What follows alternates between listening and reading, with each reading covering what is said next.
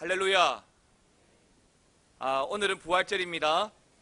이 부활절은 교회가 지키는 절기 중에 어쩌면 가장 성경적이고 가장 중요한 절기입니다. 우리가 지난 한 주간 고난 주간을 보내면서 십자가를 깊이 묵상했잖아요. 나를 위해서 흘려주신 십자가의 보혈, 그 주제로 깊이 묵상하면서 어쩌면 우리 감당해야 될 그 죄, 예수님을 십자가에 못 박았다는 그런 죄 때문에 힘들어하고 어쩌면 회개하고 어려운 시간을 보냈다면, 오늘 이 부활은, 이 부활주일은 그 어둠의 권세, 사망의 권세를 깨뜨리신 승리의 날이고 환희의 날이고 축복의 날이고 영광의 날인 것입니다. 우리가 왜 안식교에서 이야기하는 토요일 안식일을 지키지 않고 주일을 지키죠? 예수님의 부활을 기념하여 지키는 날이 바로 주일인 것이죠. 그래서 어쩌면 우리가 매주, 즉 52주 그 1년에 있는 모든 주일은 다 주님의 부활을 기억하는 주일인 거예요. 부활이 얼마나 중요한지, 만약에 십자가만 주어지고 부활이 주어지지 아니했다면 그 십자가의 죄의식 때문에 사실은 우리가 고개 들지 못하고 살 겁니다. 그러나 부활하신 그 주님께서 우리에게 승리를, 부활의 감격을, 기쁨을 주셨기 때문에 우리가 주일을 통하여 그래도 기쁨으로, 감사함으로 예배하고 그 예배의 자리에 나가게 되는 줄 믿으시기 바랍니다. 십자가 지시기 전 예수님 주변에 있던 사람들에 대해서 제가 고난주간 특별을 통해서 말씀을 드렸습니다. 십자가 지시기 전 예수님의 주변에 있었던 대부분의 사람들은 군중들, 유다, 그리고 베드로까지, 그들 모두는 갈보리 언덕의 마지막 십자가까지 함께한 사람은 아무도 없습니다. 유다도 심지어 베드로도 그 십자가의 자리에 있지 않았습니다. 굳이 있었다면 예수님을 십자가에 못 박으라고 외쳤던 그 군중들, 그리고 몇몇의 여인들입니다. 아시다시피 이들 군중들은 지난 주일 종려 주일만 하더라도 예수님의 입성을 열렬히 환호했던 다수의 이름 없는 무리들입니다. 그러나 십자가 아래에 모여든 이들 군중들은 사실 예수님을 실질적으로 십자가에 못 박아 죽게 했던 장본인들입니다. 사랑하는 성도 여러분, 오늘은 부활주일입니다. 부활주일은 사망의 권세, 어둠의 권세를 물리치고 살아나신 주님의 부활을 기념하는 주일입니다.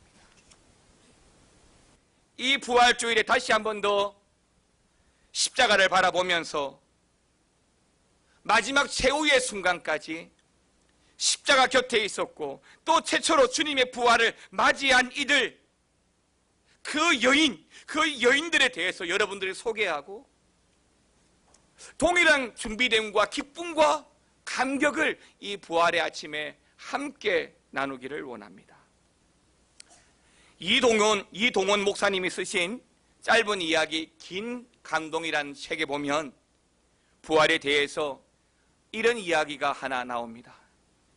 주일학교 초등부 학생들이 모여서 분반 공부를 하고 있습니다. 선생님이 학생들에게 부활을 상징하는 계란을 하나씩 나누어 주는 거예요. 그런데 그 계란은 진짜 계란이 아니라 플라스틱으로 만든 가짜 계란입니다. 반으로 열면 열려지는 가짜 계란입니다. 그리고 선생님은 그 모형 가짜 계란을 각자에게 나누어 주면서 그 초등부 친구들에게 이렇게 말합니다. 자, 이 계란을 들고 교회 마당으로 나가서 15분간 이 계란 속에 담을 것을 담아가지고 다시 들어오면 좋겠어. 부활은 생명을 상징하는 것이니 이 계란 속에 생명을 상징하는 뭔가를 여러분들이 담아오면 좋겠어요 하고 초등부 아이들을 내보냈습니다. 한 15분쯤 지나고 아이들이 각자가 마련한 플라스틱 모이 계란을 준비해서 가지고 나옵니다. 선생님은 아이들에게 자기가 가지고 온 것들에 대해서 하나씩 설명하도록 하는데요. 안 되겠어. 조금만 조용해져야 돼. 한 아이가 먼저 계란을 열었는데 거기에는 꽃이 들어있는 거예요. 그리고 그 아이가 이렇게 말합니다. 아름답고 예쁜 꽃은 생명의 상징이니까요. 때문에 저는 이 계란에 꽃을 담아왔습니다. 이 말을 들은 선생님과 아이들은 박수를 쳐주는 거예요. 그래, 잘했어. 두 번째 아이가 또 계란을 열었는데 그 속에는 나비가 들어있는 거예요. 나비는 살아있으니까 생명을 상징한다는 거예요. 세 번째 아이가 또 계란을 가져옵니다. 역시 열었더니 그 속에는 이제 막 솟아나는 파릇파릇한 새싹이 들어있는 겁니다. 자, 그 중에 한 아이가 있습니다. 제가 설명해 드리지 않은 아이인데요. 이들 중에는 필립이라는 아이가 있습니다. 약간의 정서장애를 가지고 있고 그 정서장애 때문에 학교에서나 심지어 교회 안에서도 제대로 다른 친구들과 어울리지 못하는 필립이라는 친구가 있습니다. 근데 이 필립이라는 친구도 15분 후에 돌아와서 그 차례가 되어 선생님께서 필립의 계란도 말하라고 말합니다. 모두가 장애를 가지고 있고 어쩌면 바보 같은 이 필립을 주목합니다. 무엇을 가지고 왔을까? 한참을 주목하고 또 주저하다가 필립은 계란을 여는데 아무것도 안 들어있는 거예요. 그러니까 선생님께서 위로합니다. 괜찮아. 그리고 다른 아이들은 낄낄거리며 웃기 시작합니다. 그때 필립이 이렇게 말하는 거예요. 예수님의 무덤은 비어 있잖아요. 예수님의 무덤이 비어 있으니까 그 비어 있는 무덤이 살아있음을 상징하는 거잖아요. 그렇게 이야기하는 거예요. 그 순간 정적이 몰려오고 그 작은 아이들의 마음속에도 생명에 대한 부활에 대한 감동이 그들을 사로잡았습니다. 성경이 말하고 있듯이 예수님의 무덤 속에 예수님이 그 사늘한 시신이 있을 수가 없습니다. 왜냐하면 예수님은 말씀하신 대로 약속하신 대로 부활하셨기 때문입니다. 때문에 지금도 예수님의 무덤은 비어 있어요. 중국의 공림이라는 곳에 가게 되면 공자의 무덤이 있습니다. 석가가 죽고 석가의 가르침대로 화장을 하고 그의 뼈들이 여러 곳에 흩어져 있는 그 사원들이 있습니다. 그리고 사우디아라비아에 가게 되면 메디나라고 하는 곳에 마호메트의 무덤이 있습니다. 공통된 것은 이들 모두가 다 성지가 되어져 있습니다. 예, 죽었으니까 무덤이 있고 그 무덤은 죽음을 상징하지요. 그러나 예수님의 무덤은 비어 있습니다. 사람들이 예수님의 무덤을 더듬더듬 찾아가지만은 그 예수님의 무덤이 성지일 수가 없습니다. 왜요? 살아나셨으니까요. 그런데 이상한 것은 그렇게 어둠의 권세를 깨뜨리고 사망의 권세를 물리치고 부활하신 그 주님께서 누구를 만나 주셨는가가 굉장히 중요하잖아요. 어쩌면 십자가 사건 이후에 부활을 통해서 주님께서 하신 말씀은 이제 하나님으로서 우리에게 주신 본격적인 말씀이니까요. 누구를 만나고 어떤 말을 하는가가 굉장히 중요하지 않을 수가 없는 것입니다. 그런데 약간은 이해가 되지 않아요. 그냥 쉽게 생각하면 예수님이 그렇게 고난당하고 그렇게 죽음을 당하셔서 다시 살아나셨다고 한다면 예수님이 만나 주셔야 될 사람은 누구일까요? 그를 십자가에 내어 주었던 빌라도, 그를 잡아 죽이기 위해서 혈안이 되었고 군중들을 추종하였던 제사장들, 바리새인들, 그들에게 나타났다라고 한다면 통쾌한 복수와 함께 어쩌면 그들 모두가 다 회개하고 예수님을 믿지 않았겠습니까? 부활이 워낙 큰 기적이니까요. 그런데 부활 후 예수님께서 만나주신 사람들을 보면 엉뚱합니다. 그 중에서 오늘 본문은 허물 많고 흠 많는 여자 한 사람을 소개하고 그 여자를 먼저 만나 주십니다. 제가 아주 재밌게 본 영화 중에 터미네이터라는 영화가 있었습니다. 터미네이터가 시리즈로 쭉 나왔는데요, 그 중에 터미네이터 2가 굉장히 인상적이었습니다. 좀 내용이 복잡한데 잘 들어보시기 바랍니다. 그 영화의 주인공이 여자입니다. 영화의 주인공이던 그 여자가 미래에서부터 현재로 와서 현재 사람들에게 앞으로 일어날 일들에 대해서 이야기합니다. 앞으로 사람들이 로봇을 만들고 그리고 그 로봇이 이 사람들을 지배하게 되는데, 미래의 자기의 아들이 그 로봇의 세계로부터 독립하고 구하기 위하여 반란을 일으킨다는 내용입니다. 때문에 그 미래 세계에서 로봇들이 그 아들의 어머니인 자기를 죽이기 위해서 그 로봇을 현재에 보내게 되고, 심지어 자기의 아들도 그 어머니를 보호하기 위해서 다른 로봇을 이 현재에 보내는데, 그 아들이 보낸 로봇이 바로 터미네이터 아놀드 슈왈츠제네거였던 것입니다. 그런데 사람들이 아무도 이 이야기를 믿어주지 않습니다. 미래에 핵전쟁이 일어난다고?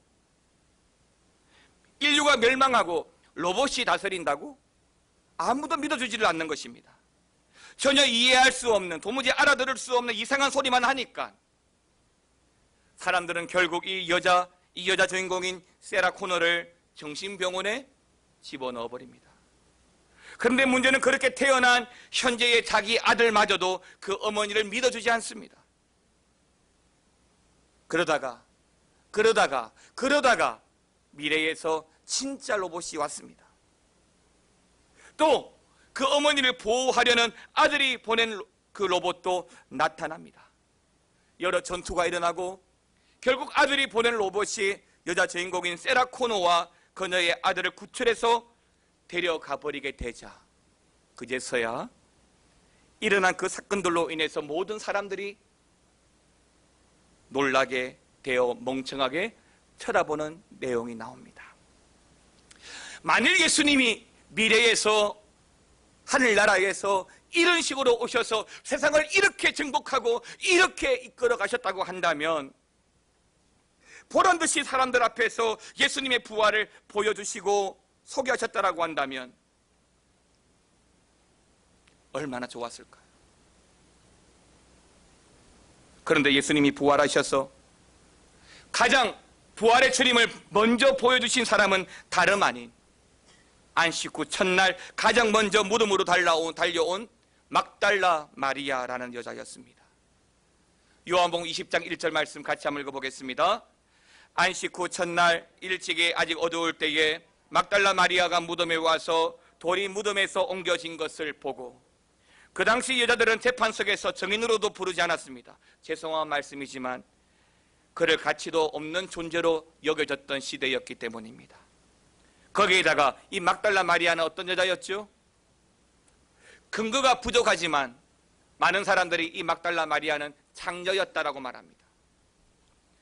거기에다가 한동안은 이 막달라 마리아는 7 귀신까지 들려서 횡설수설하면서 온 동네를 헤집고 다녔던 사람입니다. 누가복음 8장 2절에 보게 되면 그런 내용이 잘 나옵니다. 같이 있는 것 자체만으로도 사람들로부터 손가락질을 받을 만한 사람입니다. 이런 여자인 마리아가 예수님의 무덤에 갔다가 와서는 사람들에게 하는 말이 무엇입니까? 예수님이 부활하셔서 내가 부활하신 예수님을 만나서라고 기뻐하면서 외치기 시작하니까 믿지 못하는 사람들, 군중들이 어떻게 했다고요? 조금 전 말씀드린 그 세라 코너처럼 모두가 미쳤다고 여겼고 믿지 않았습니다.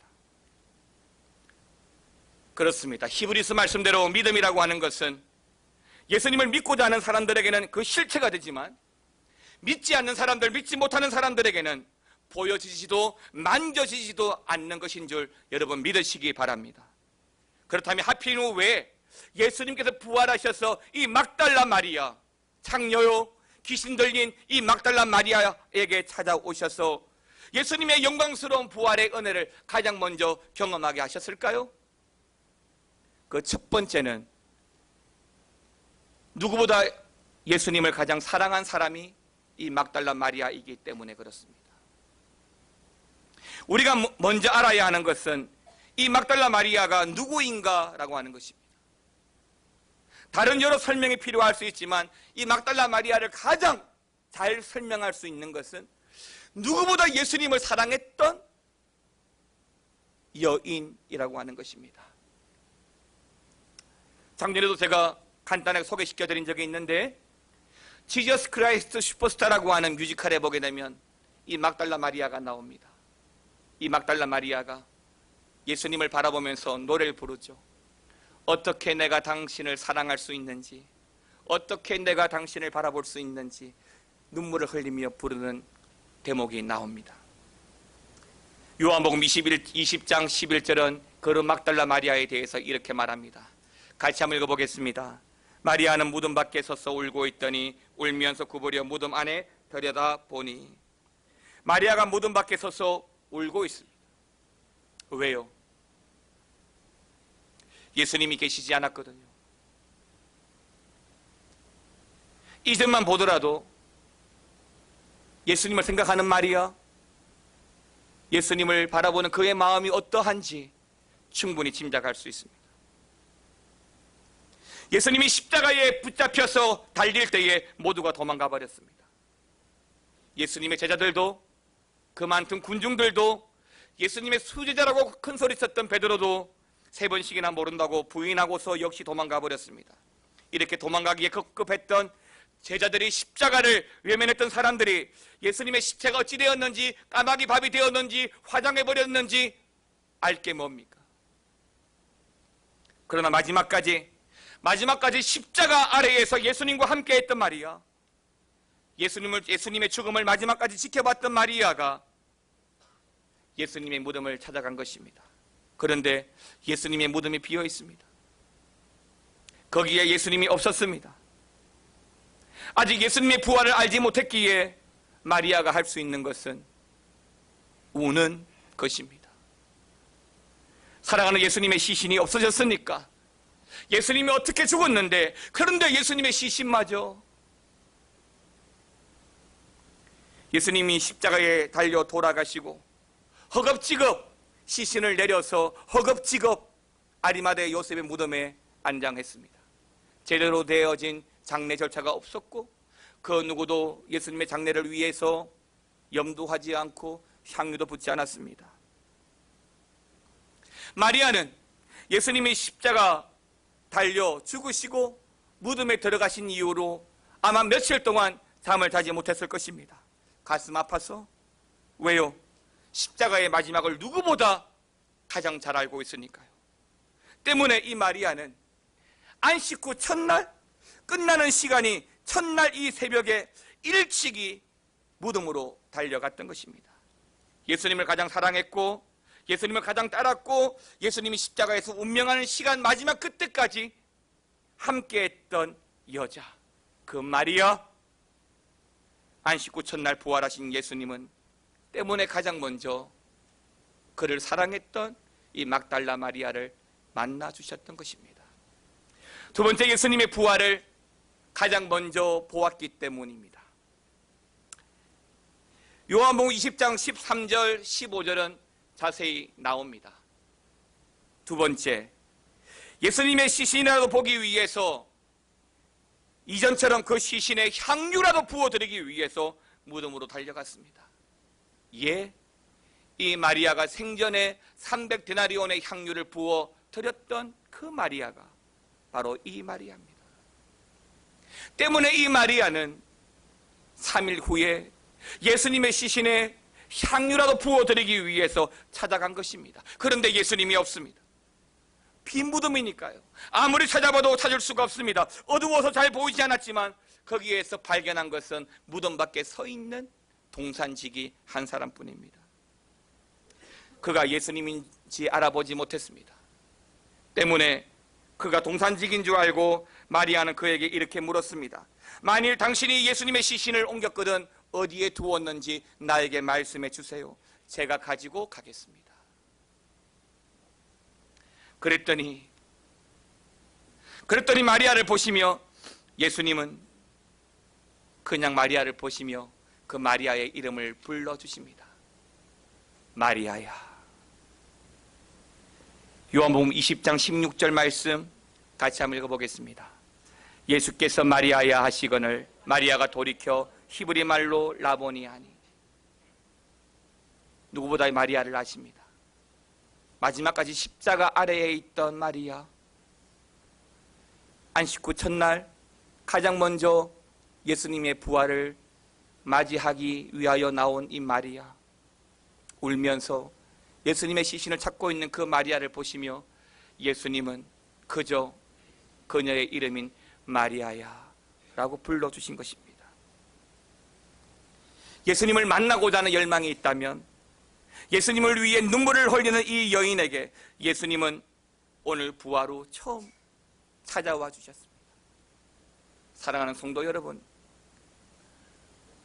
우리 마음에 주님을 향한 우리의 마음에 주님이 있어야 합니다.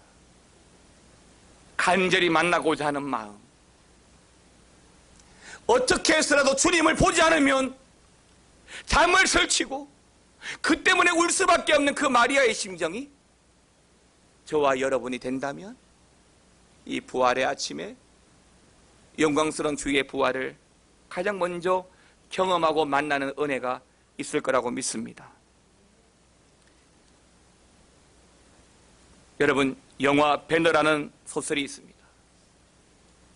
이 원작자가 루 웰레스라는 사람인데요, 처음에 예수 믿지 않았습니다. 그가 알고 있는 기독교는 참 이상한 종교, 엉성한 종교, 웃기는 종교였습니다. 그가 바라볼 때 교회가 이렇게 말합니다. 하나님이 이 세계를 창조했다는 이야기, 모세가 바다를 가르고 지나갔다는 이야기, 처녀가 아이를 낳았다는 이야기, 거기에다가 예수가 죽고 3일 만에 다시 살아났다는 이야기, 이 모든 이야기가 도무지 이해도 되지 않고 터무니없는 말만, 그래서 기독교는 이상한 종교, 웃기는 종교라고 생각했습니다. 그런데 더 이상한 것은 이 황당한 종교를, 이 터무니없는 말만 하는 것을 수많은 사람들이 이걸 믿고 따르고 있다는 거예요. 그래서 이 웰레스는 이게 얼마나 희한하고 이상하고 웃기는 종교인지 밝히고 싶어서 연구를 한 것입니다. 그런데 연구를 하다가 예수를 만나게 된 것이죠. 이제는 연구를 통해서 부활하신 주님을 체험한 그 순간, 이번엔 반대로 자기가 만난 예수, 부활하신 예수를 알리기 위해서 쓴 책이 바로 소설 주다 베너입니다. 부활의 아침에 우리 모두가 주님을 만나는 은혜가 있기를 축원합니다. 사람들에게 외면당했던 여인일지는 몰라도 누구보다 주님을 사랑했던 마리아 때문에 부활의 주님을 가장 먼저 만났던 마리아입니다. 여러분들은 어떤 부활의 주님을 만나기를 소망하고 있습니까? 여러분, 부활의 주님을 만나기 위해서 여러분들은 어떤 준비를 하고 있습니까? 주님을 만나고자 하는 그 열정이 있다고 한다면, 그런 마음으로 뜨겁게 주님을 사랑하고 주님을 소망하고 있다면 오늘 주님께서 우리에게 찾아와서 만나 주실 거라고 믿습니다. 이 부활의 아침에 부활의 주님을 만나고 그 부활의 소망으로 힘있게 살아가는 저와 여러분들 되시기를 주님의 이름으로 축원합니다. 이제 성찬 예식, 제1차 성찬 예식을 시작하도록 하겠습니다.